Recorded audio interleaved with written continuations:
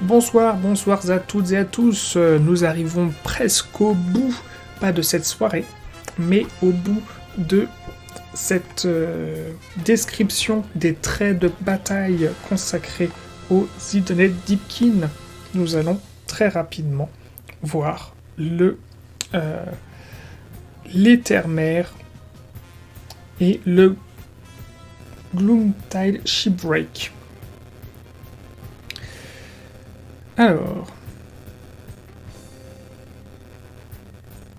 l'Ethermare. Les Isonettes sont une race versée dans les arts magiques. D'ailleurs, leur survie sous les flots dépend de leur capacité à manipuler leur environnement à l'aide d'artifices mystiques. Cette maîtrise est évidente lorsqu'ils invoquent ce phénomène étrange qu'on nomme l'Ethermare. Je vais juste vérifier très rapidement. L'Ethermare. Remplacer le dernier paragraphe par ça. Ok.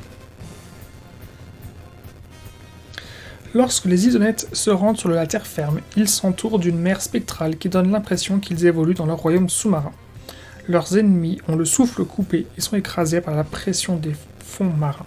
La lumière est réfractée de façon étrange autour des elfes, et des mirages à l'image des créatures des abysses et des fonds des océans apparaissent subitement sur le champ de bataille. Beaucoup des règles et des aptitudes des figurines représentent les effets perturbants de l'Ethermare.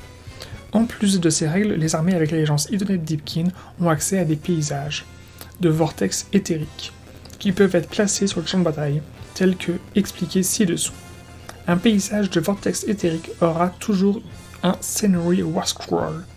Celui de Gloomtide Shipwreck de droite est un exemple de Scenery War Scroll de paysage de vortex éthérique. Une armée d'Zidane Deepkin peut inclure jusqu'à 2 paysages Gloomtide Shipwreck, une fois les territoires choisis, mais avant de placer les armées, vous pouvez placer les Gloomtide Shipwreck à plus de 1 pouce de tout autre paysage, à plus de 6 pouces de tout autre Gloomtide Shipwreck, et à plus de 6 pouces de l'endroit où se trouvent les objectifs au début du premier round de bataille. Si les deux joueurs peuvent placer des paysages avant le déploiement des armées, ils tirent au dé, et le vainqueur décide dans quel ordre les paysages sont placés. Ok. Bon, c'est quelque chose de très conventionnel. Ce qui est intéressant, c'est de rappeler dans cette règle-là de l'Ethermare, c'est que, a priori, le souhait qui était à ce moment-là, lorsqu'ils ont créé, quand ils ont conçu ce Battletome, c'était que, à certaines fins, les Zidane Deepkin aient accès à différents War Scrolls de paysages. Ce qui est particulier, c'est que, et je pense qu'ils le savaient pour la V2, c'est qu'actuellement les éléments de paysage sont des unités, des War Scrolls qui n'ont pas de coût en points, qui sont purement et simplement des bonus pour votre armée. Et j'ose espérer que ça fonctionne comme étant des bonus et qu'il n'est pas pris en compte, qu'il n'est pas calculé dans le coût général de votre armée la présence de ces éléments de paysage. Pourquoi je dis ça ?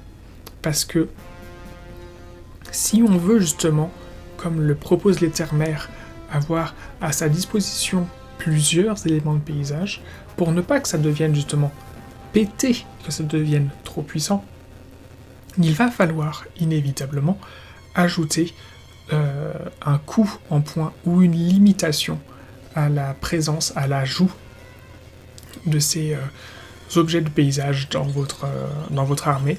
Personnellement, je serais plus pour un coût en points que pour une limitation de quantité d'objets, parce que, en fait, de quantité d'objets, de quantité d'éléments de paysage, parce que si c'est un coût en points et pas une limitation, et bien à ce moment-là, ça nous laisse ouvert la porte de créer des stratégies, des optiques d'armée basées sur la présence de différents objets, de différents éléments de paysage.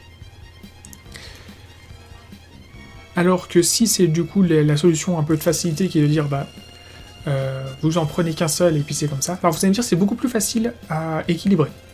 Effectivement, c'est beaucoup plus facile à équilibrer. Pardon pour mon ventre. Mais je trouve que d'un point de vue stratégique, c'est plus sympa d'ouvrir la porte. Et du coup, effectivement, ça demandera de quelques essais, hein, quelques mises à jour, quelques errata pour s'assurer que on est accordé aux éléments de décor le bon coup en point. Je pense que, personnellement, la bonne solution, c'est de se dire, les éléments de décor, ils sont uniques, enfin chaque War Scroll est unique, et ils sont tous à 100 points. Donc c'est après à Games de s'assurer qu'ils conçoivent des règles pour un élément de décor et qu'ils valent tous 100 points. Voilà. Ou 50. Pourquoi pas, à 50 points. Au choix. Du coup, l'idée, ce sera ça, c'est, attendez, est-ce que je prends un élément de décor à 50 points, ou est-ce que je vais prendre un point de commandement bonus à 50 points? Ça pourrait être intéressant, vous voyez, que en tant que concepteur, lorsqu'on fait sa liste d'armées, on soit amené à se poser ce genre de questions.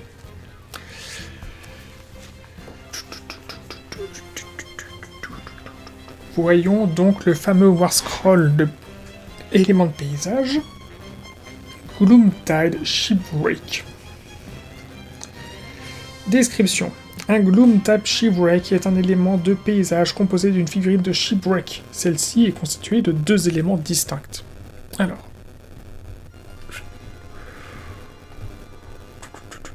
C'est ça. Le Gloomtide Shipwreck. À 39€, c'est une belle pièce. Je pense que c'est l'un des rares éléments de décor qu'on pourrait avoir envie de s'acheter, quelle que soit notre armée, juste pour avoir un truc un peu sympa sur notre champ de bataille. Pour 39€, ça fait 2 pièces sympas. Vous pouvez soit les placer comme des paysages séparés, soit les mettre en contact pour former un seul gros élément de paysage. Ok. Mais juste avant, on a vu que c'était pas possible.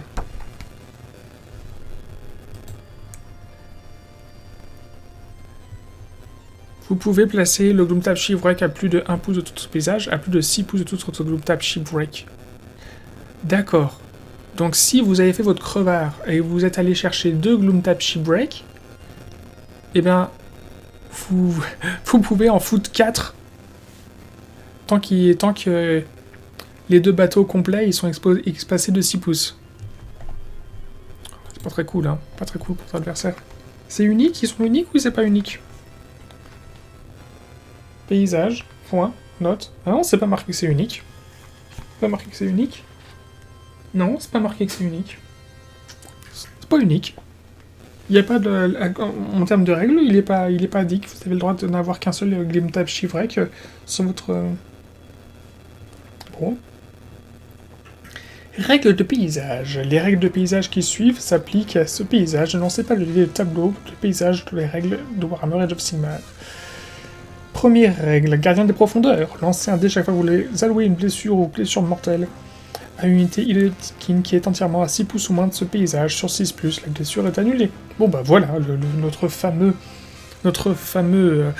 qu'on appelle ça déjà? Feel no pain. Je ne ressens aucune douleur. Et bien, on l'a ici. C'est parfait. C'est parfait. Comme ça, et ben les fameux objets magiques où on disait « Ah, j'aime celui-là, j'aime pas celui-là, et ben on s'en fout, ça nous facilite le choix qu'on avait tout à l'heure, grâce au Gloomtide Shipwreck. Ensuite, prédateur de l'éther-mer. Au début de votre phase des héros, lancez un dé pour chaque unité à 3 pouces ou moins de cet élément de paysage, sauf pour les unités Idoneth Deepkin sur 4+, l'unité subit une blessure mortelle. Sur 6+, l'unité subit des 3 blessures mortelles. Bon bah en gros ça veut dire que ce gros élément de décor qui prend de la place, qui est présent sur le champ de bataille, ça va un petit peu diriger le déplacement de votre adversaire. Très bien, très bien, très bien. C'est un bon élément de décor qui n'est pas abusé. Je trouve qu'il n'a pas des règles insupportables. Je vais me désaltérer. D'abord, je vous dis merci à vous pour votre présence, votre écoute pour cette petite VOD. Je vous salue tous et je vous dis à très bientôt pour la prochaine VOD où on va s'attaquer aux listes d'armées.